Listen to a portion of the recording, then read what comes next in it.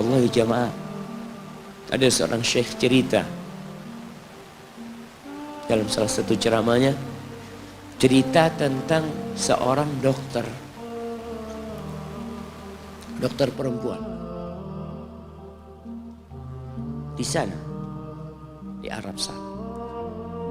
Ada seorang anak lelaki bawa ibunya masuk ke dokter ini, subhanallah. Ibunya ini gila. Anak-anak muda ini, belum nikah, dia bawa ibunya. Nanti ibunya tersenyum sendiri, ketawa sendiri. Masuk ke ruang dokter itu, mejanya dokter diputerin sama ibunya.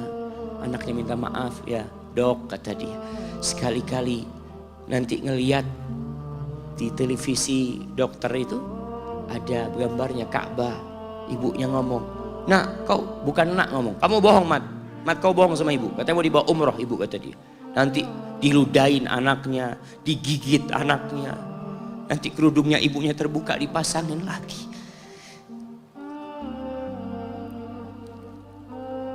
Itu dokter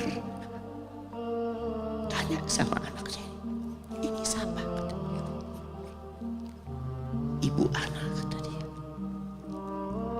Sejak kapan dia seperti ini? Sejak lahir.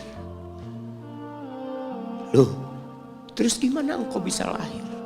Iya, sama kakek anak, ibu anak dinikahkan.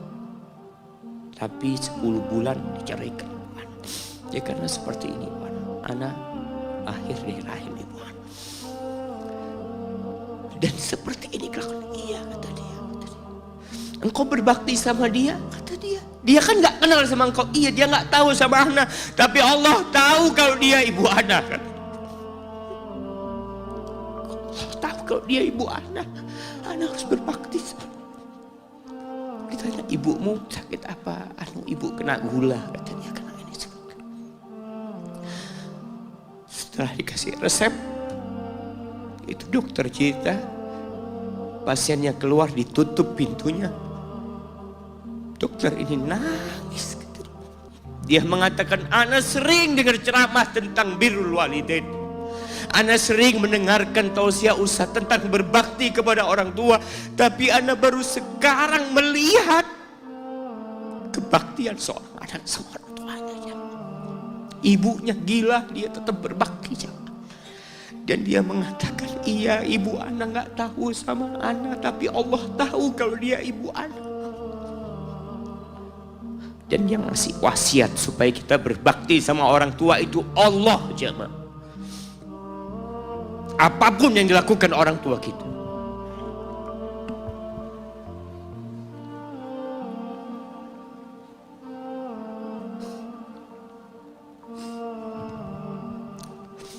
Apalagi ibu. Allah katakan hamalathu ummuhu kurha wa wada'athu kurha.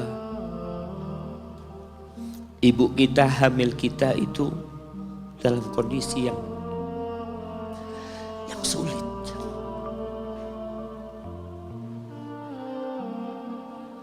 Ada ibu yang harus bed rest demi anaknya lahir.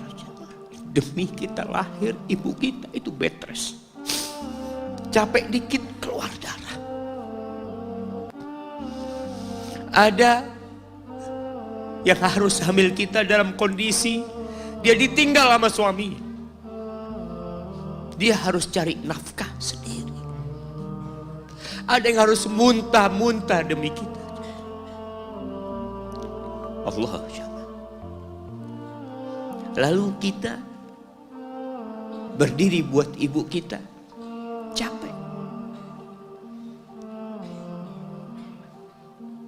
Diceritakan seorang, ya kita semua tahu ceritanya, tentang 3 orang yang masuk ke dalam gua. Kemudian gua itu tertutup dengan batu yang menggelinding. Lalu mereka bertawasul dengan amal soleh mereka. Salah satunya yang mengatakan, ya Rabbi, Allahumma, ya Allah, aku punya 2 orang tua. Aku punya 2 orang tua. Yang aku senantiasa memberikan susu kepada keduanya sebelum keluarga yang lain minum susu. Dia sudah menikah, dia punya istri, punya anak. Pada suatu hari, ya Allah, aku kejauhan cari rumput, sehingga aku balik dalam kondisi orang tua sudah tidur. Maka aku pereskan susu buat keduanya, ya Allah. Allah tahu, tapi dia mau cerita sama Allah. Dia ingin tawasul dengan amal soleh dia. Lalu aku taruh di wadah. Aku datang ke bapak ibuku, mereka tidur. Maka aku berdiri di hadapan kedua. Jamaah, bukankah bisa dia taruh di sebelah meja ibunya susu itu? Dia ambilkan meja, taruh di sana, dia bisa tidur. Dia sudah berbakti sama orang tuanya dengan seperti itu. Tapi anak ini tidak. Aku berdiri, ya Allah, aku gak ingin membangunkan keduanya. Dan aku terus berdiri, aku pegang itu susunya. Sampai mau subuh bangun, aku serahkan kepada kedua. Anak-anaknya nangis minta susu. Kata dia, lah, sampai bapak ibu aku minum. Kalian jangan minum. Kita kadang-kala sudah menikah lebih peduli sama istri kita, lebih peduli sama anak-anak kita. Nggak ada hadis yang mengatakan anak itu pintu surga, jemaah. Yang ada itu orang tua pintu surga. Kita peduli sama anak-anak kita. Beli oleh-oleh buat istrinya. Ditelepon istrinya mau apa, kepingin apa. Pernahkah engkau telepon ibumu? Tanya, Umi kepingin apa, Umi? Ana lagi dalam perjalanan, Umi. Jamaah, itu anak, Masya Allah, dia berdiri. Kenapa dia kuat, jamaah? Karena dia tahu Allah yang nyuruh dia berbakti. Mungkin tidak ada yang melihat berdirinya dia, tapi Nabi ceritakan berdirinya dia. Dari malam jamaah sampai pagi, berapa jam dia ingat, ibuku hamil aku 9 bulan. Capek. Ana semakin tahu dengan tugas besar seorang ibu dan pengorbanan seorang ibu setelah Ana menikah. Setelah Ana tahu bagaimana istri Ana hamil, ketika dia harus tidur gak enak, makan muntah aja, Ana melihat istri Ana sampai lemas dia muntah. Ana ingat, begini ibu Ana hamil Ana. Lalu kita lupa, jemaah. Kita sok sukses, mungkin engkau lebih sukses dari orang tua. Tapi kalau nggak ada bapak ibu, engkau nggak akan pernah lahir di muka bumi. Allah ceritakan ibunya hamil dia. Wa wada'athu kurha, dan melahirkannya dalam kondisi sulit. Kadangkala perut ibu kita itu disobek demi kita keluar dari perut ibu kita. Antum meninggalkan luka di ibu, itu dijahit. Kalau antum anak ketiga, Allahu Akbar, berapa kali dibelah perut ibu kita, tubuhnya jadi jelek gara-gara kita. Tapi dia nggak peduli, yang penting antum lahir dengan selamat. Kalau ibu kita dikasih pilihan, ini nggak bisa diselamatkan dua-duanya, salah satunya akan meninggal dunia. Kira-kira apa kata ibu antum? Iya, nggak apa-apa dok, selamatkan bayinya dok. Nggak apa-apa dok, biar dia lahir dok. Subhanallah. Berapa banyak ibu yang meninggal dunia ketika dia melahirkan anak.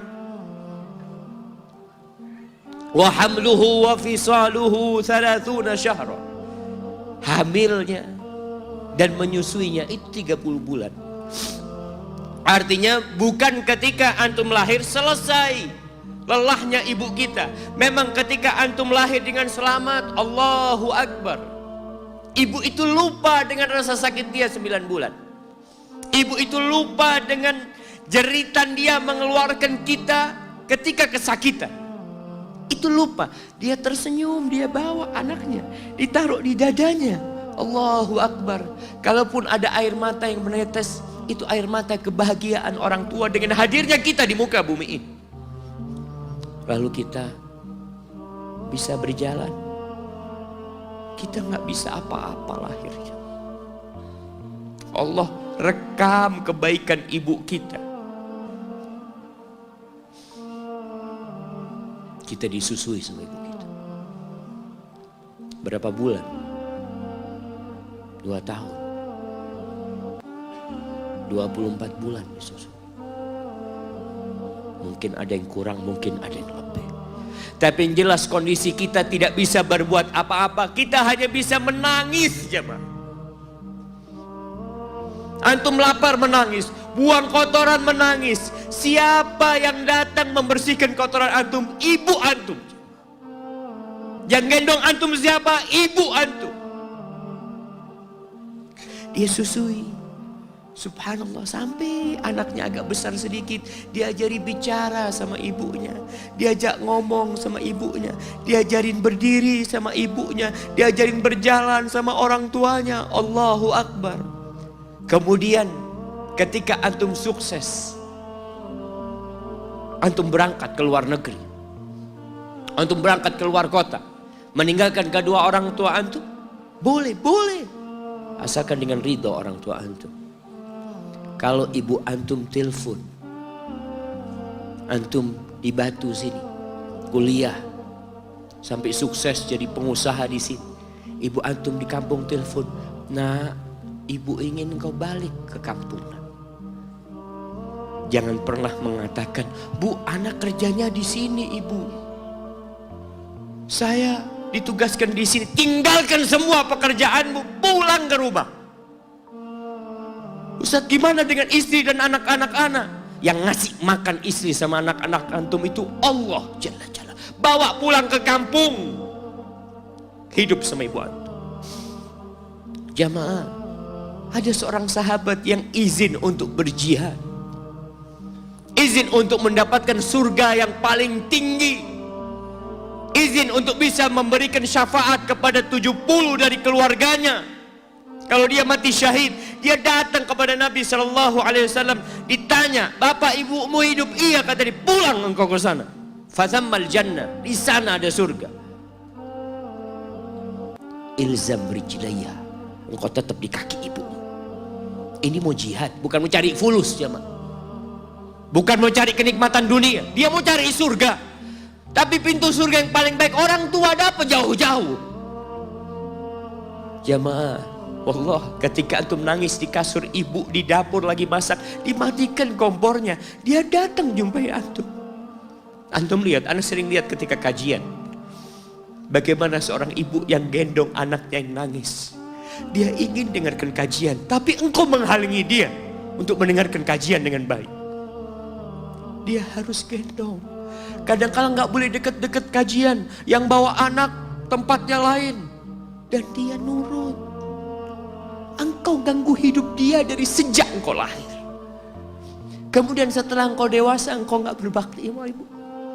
Lupa dengan wa hamluhu wa fisaluhu 30 syahr. Di masa Umar bin Khattab, ada seorang yang datang kepada Umar mengatakan, ya Amirul Mukminin,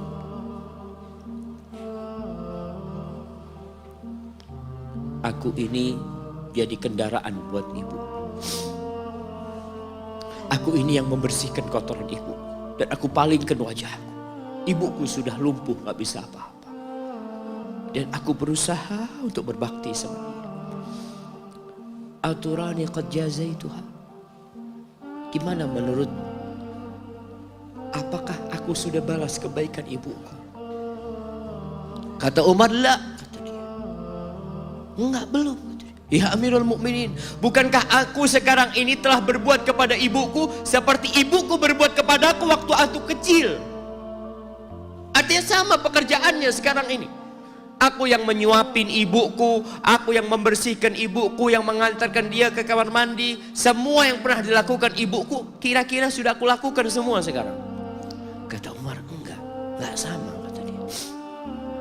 Ibumu waktu merawatmu ketika engkau kecil, ibumu berharap engkau bisa hidup. Sedangkan engkau sekarang merawat ibumu ketika sudah tua sakit-sakitan, engkau berharap ibumu mati.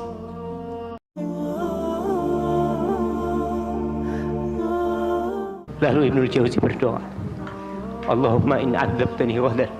Ya Allah, kalau kau besok mengazab aku, jangan kau kasih tahu orang-orang itu. Li'alla yuqal, agar supaya tidak tersebar pembicaraan azaba man da'a ilaih, azaba man dalla ilaih, supaya orang-orang enggak ngomong